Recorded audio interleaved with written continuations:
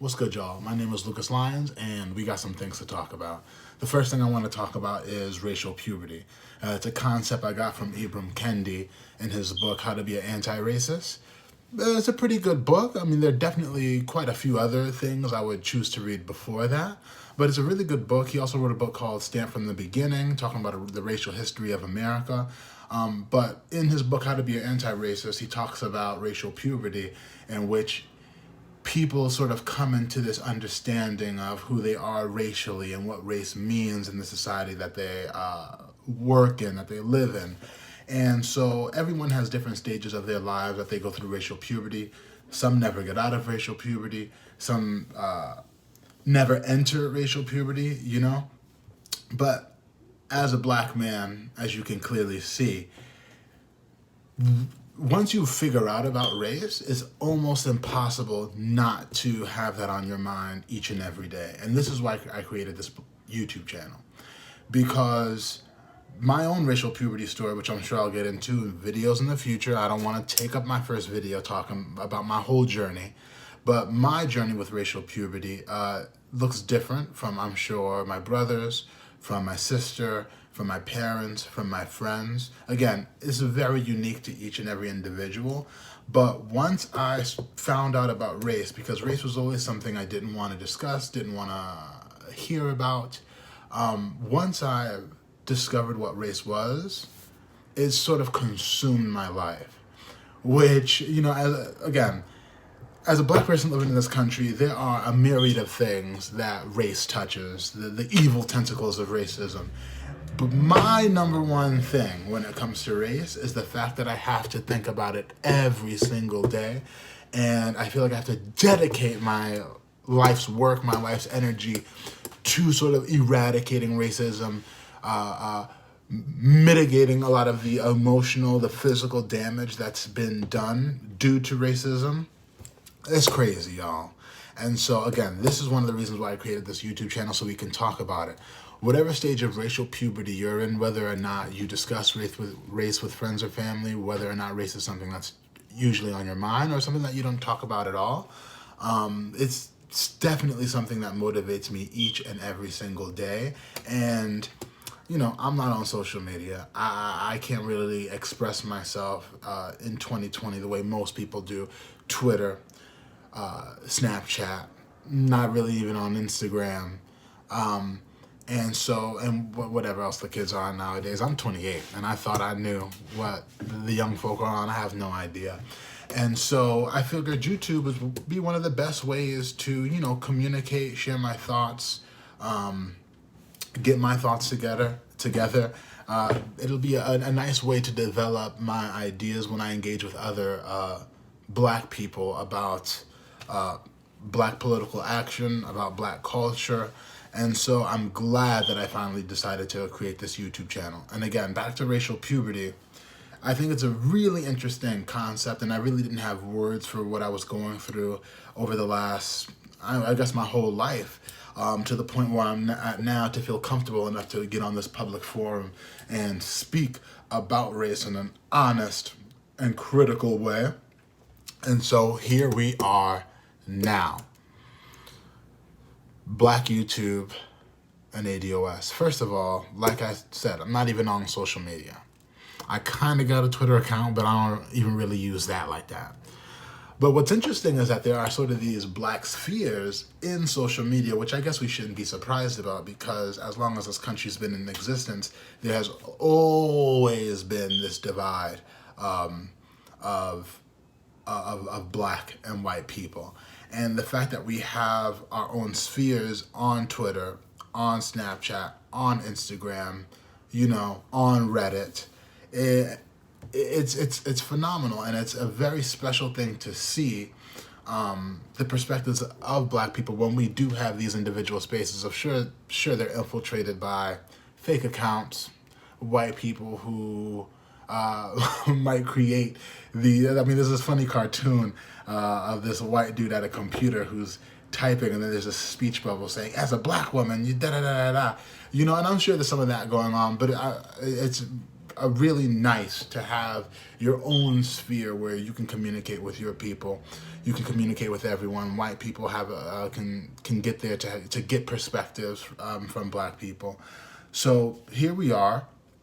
Since I'm not on social media, why not get on YouTube? Because there is, I don't even want to say budding, because I'm sure it's prolific at this point. You know, it's 2020, but this black YouTube population is growing tremendously, and so there's a lot of real estate out there to get your voice out. I sort of missed the Instagram, Twitter, Snapchat train, and so love YouTube. This is something that I know. I've been on YouTube for when it first came out, you know, and I think this is one of the best ways for me to communicate. Well, I already said why I created this channel. So, black YouTube, here we are. If you're not black, feel free to keep watching. If you are black, God bless you. I'm here to stay. First video on YouTube, sort of stammering, sort of rambling, but it's a process. ADOS.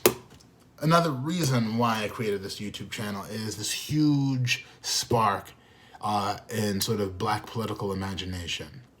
When you talk about black to YouTube, you talk about people like Yvette Carnell, you talk about people like Antonio Moore, you talk about people like Boyce Watkins, you talk to people like the Philip Scott Show, I think that's his name, I'm blanking right now, Brother Polite, Neely Fuller, you know, Dr. Cresswell Singh's videos are on here, Bobby Wright Jr.'s videos are on here, you know, you can look up Eric Dyson, Cornel West speeches, like Sandy Darity, like you can learn anything nowadays.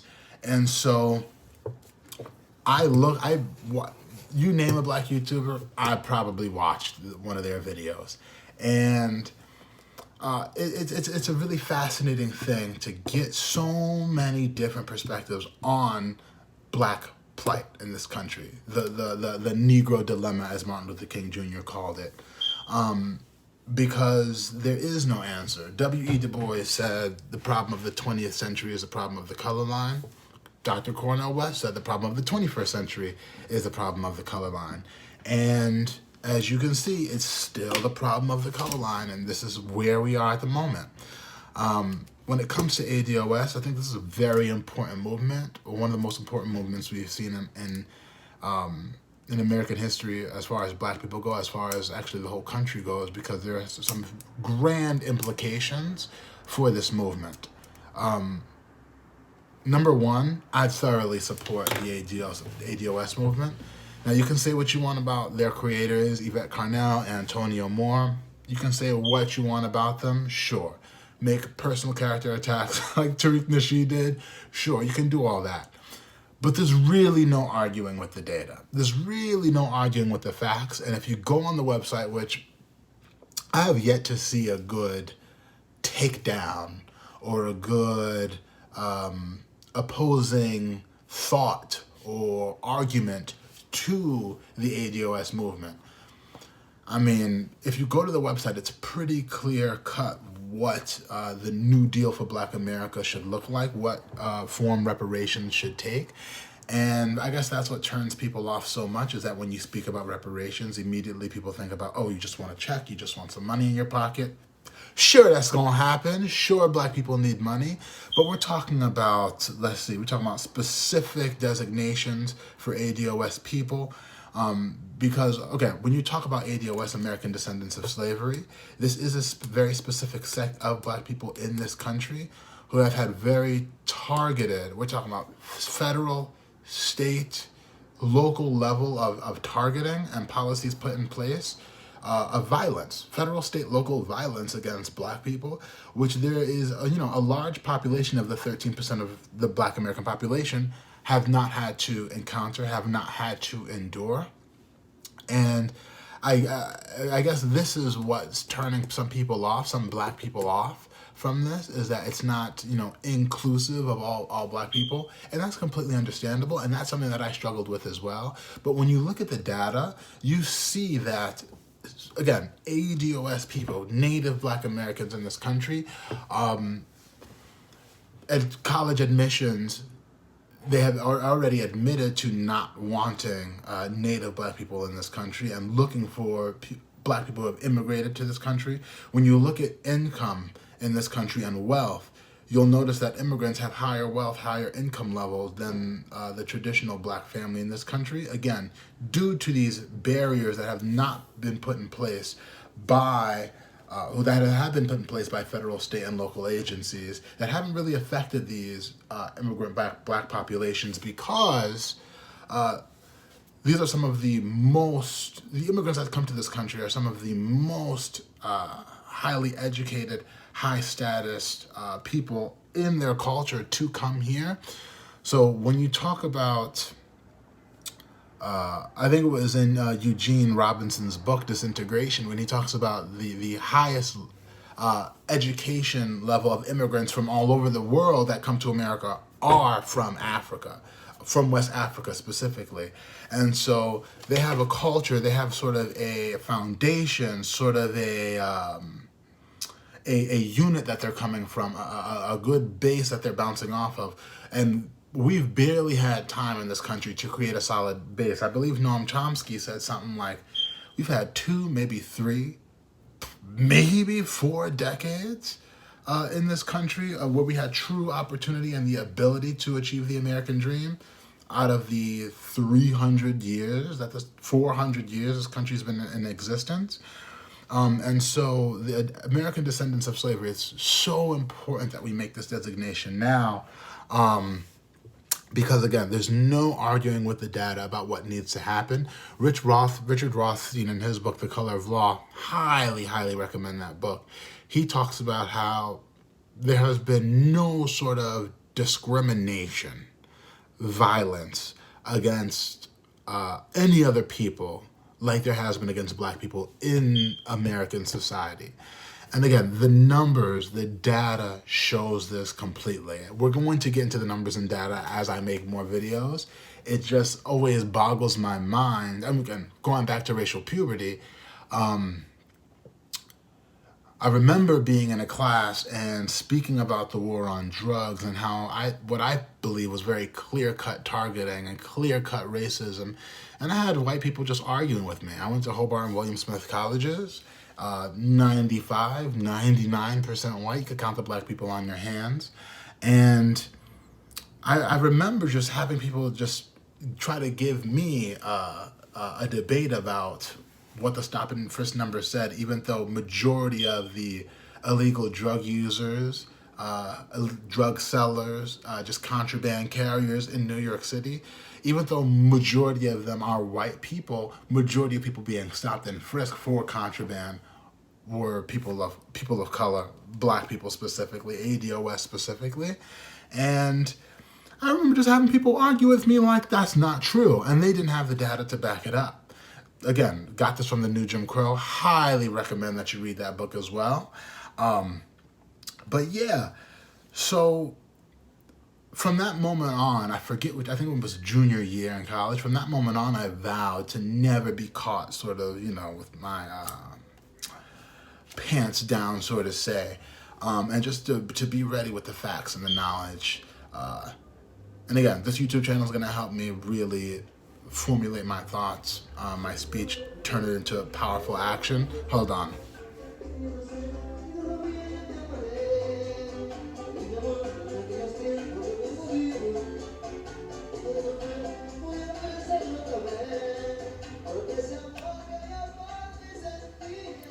Another thing about me, I live in the Bronx, large Latino and Latina population. Gotta love music, gotta love Latin music. Hear that quite often here in the Bronx. Sometimes it's difficult to go to sleep. Sometimes, it is what it is. And so, anyway, back to ADOS. Go to the website. I highly recommend it. I mean, I think the New Deal is pretty clear cut. You got specific designation for ADOS people, specific set-asides for affirmative action. White women benefit the most from affirmative action. Small business loans. I did not know that under the Bush administration, nearly 10% of those were going to black people, and then under the Obama administration, I think it was 2%. Eddie Glaude speaks about this in his book, Democracy in Black. Again, highly recommendable book. Prison reform, come on now. Nearly 50% of the prison population are black people. And we need to have job counseling, rehabilitation, ending the war on drugs. That's also part of the black agenda, the New Deal for black people. You need to increase the federal allotment for grants for ADOS people. We're talking 75% if they're going to HBCUs, 50% if they go to an out-of-network provider, sort of like a kind of healthcare, an out-of-network provider of college. Black people, in my personal opinion, well, I guess the opinion doesn't matter because Sandy Darity ran the numbers on this, leading Duke economist. I feel like black people shouldn't be paying for college at all, but I'll leave it to the professionals to say what the number should look like. So that's 75% federal grant for HBCUs, 50% for any other college. You got to talk about auditing banks for predatory loans, get some restitution from that. In Ta-Nehisi Coates' The Case for Reparations, he talks about how, Wells Fargo, they were on record calling black people mud people. What? And specifically targeting and giving subprime loans to black people. Yeah. And then you got to talk about healthcare. There should be a healthcare credit. No black people should pay for healthcare. When again, you talk about the emotional and the physical scars that have been left on us from federal, state, local levels. The federal government put this in place, so the federal government has a huge role to play in mending the situation. Re-examination of HR 40. I was a huge proponent of HR 40. The fact that it's only HR 40 by John Conyers put it into place, I think in the 80s, I want to say. Don't hate me if I'm wrong about that. It's just to study reparations, and I don't think it even reached the Senate floor to study reparations. It's not saying this is the allotment, this is what it needs to be, even though Sandy Darity has said it's between, $5 to $10 trillion. It's not even saying any of that. It's saying this to put a plan in place to study it, and it hasn't reached the Senate floor yet. That's highly problematic. And that shows you sort of where white America's thought process is and where some black Americans are too. Because I'm not even concerned about talking with white people about this. Because there's some black people who hear reparations and say, no, I can't, I don't want to. And that's understandable. Was definitely in that camp a few years ago. But reading, facts, data is all on our side at this point. And again, this is why I made this YouTube channel, to talk about it, spread the word. And so, again, the fact that it didn't even reach the Senate floor, how? And you want to talk about, going into the next topic, the Democrats, the 2020 election. Shit. Oh, Lord have mercy. We got Klobuchar's her name. We got Buttigieg, I think, is high in the polls right now. Sanders high in the polls. I think Biden's somewhere in the polls. Warren, somewhere in the polls as well. I think she's the third or fourth. I don't know. Yang just dropped out. Lord have mercy. There's no black agenda for any of them. Don't talk to me about the Frederick Douglass plan either, after I just went over what the New Deal for Black America should be. Again, go to the ADOS website. Who? And they try to scare us saying, we gotta beat Trump. Sure, Trump is, he's probably a white supremacist, sure. Is he a good person? No, not from what I've seen with his actions. Don't try to scare black people into voting for some Democrat just because y'all afraid of Trump. This is America for us each and every single day. Every day when I wake up, I have to have defenses up. How is that going to be any different with any of these Democrats who are running in office with no specific black agenda? I mean, come on now. And Bloomberg, I completely forgot about Bloomberg.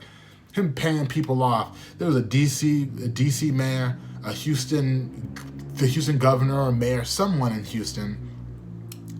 All these high-profile people, and I think some Obama donors as well.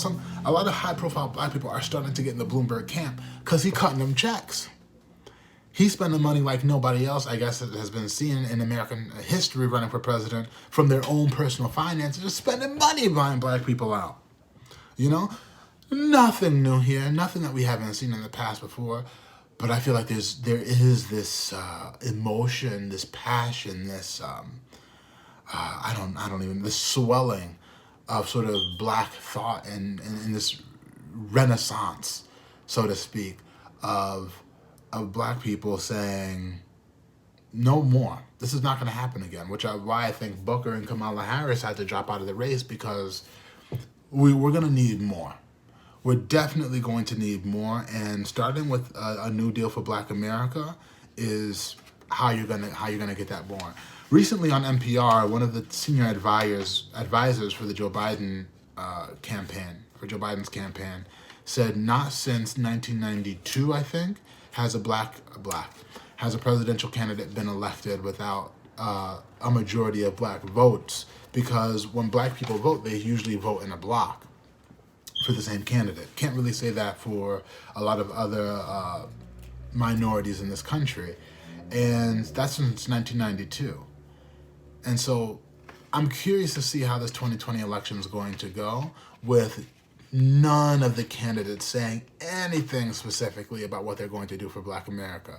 Shit, excuse my language. Kamala Harris was on the grill saying, no, I ain't gonna do nothing specifically for black people, even though she anchored herself in black life, going to Howard, pledging, I forget what the sorority is, traditionally black sorority. It's not happening again. The wool's not going to be pulled over our eyes again. And yeah, so when you look at the 2020 election, you look at the Democrats scrambling, it's going to be hard for me to, forgot to talk about Bernie Sanders too. He ain't saying nothing about no black agenda. And then the divisiveness over ADOS, and they don't want to do anything for black people. It's like, there was recently, like if you go to their websites and you look, even Elizabeth Warren spoke about how Asian, American, Pacific Islanders, they're trying to disaggregate that data and break up Asian groups into their specific culture, their specific nationality, to see what the data looks like when it comes to income, when it comes to wealth, when it comes to graduation rates, when it comes to... But people are saying ADOS is divisive. Doesn't make much sense to me. It doesn't make much sense to me at all.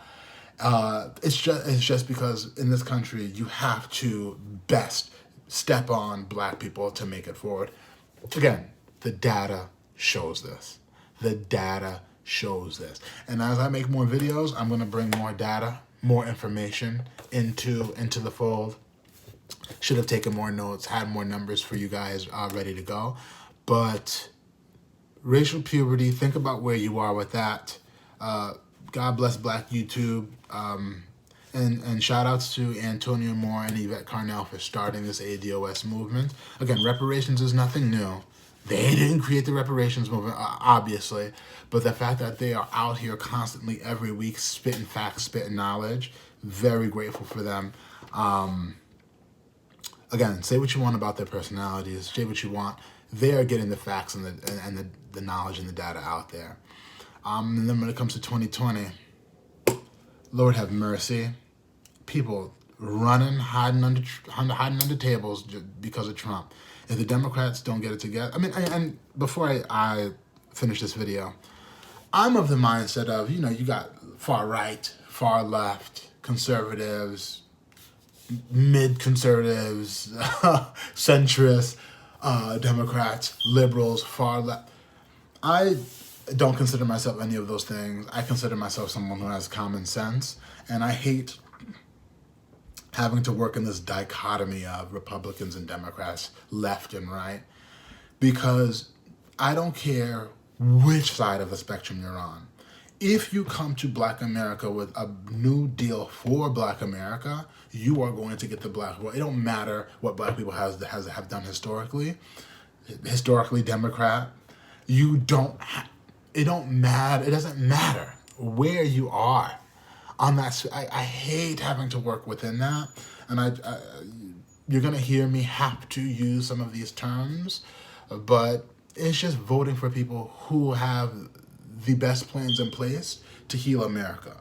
And the new deal for Black America is not only good for Black people. I think that it's also good for white people, because white people have yet to come to terms with, and I say white people as a generalization because, I mean, studies have shown most white people don't even want to talk about race, you know? And so white people have yet to come to terms with the sordid past of America and how America was built. There would be no America. There would be no modern world without ADOS in this country. And I'm not going to say it's hard for me to understand why people don't understand that, because I just sort of came to terms with that and understanding that, like, and Joe Fagan, a historian and social scientist out of, I think, Yale, said Black Americans steamrolled the money that came from slavery, chattel slavery, neo-slavery is what Douglas Blackman calls it, because I don't say Jim Crow no more, it's neo-slavery. All of that money steamrolled, I think that's the term, steamrolled the Industrial Revolution. There would have been no Industrial Revolution. It's not just America. This has worldwide implications, you know? And so it's about time we getting the word out there. Black people, we out here, we've been out here. Videos damn near half an hour. Gotta work on that. First YouTube video down. Thank you for watching. I'm gonna do that, the subscribe thing. Subscribe, click the bell, all that YouTube stuff. And I'll rewatch this back, put some links in the description if I feel that they're necessary. I always like to have receipts, you know. Again, thank you for watching. Thank you for subscribing. I'll let y'all later.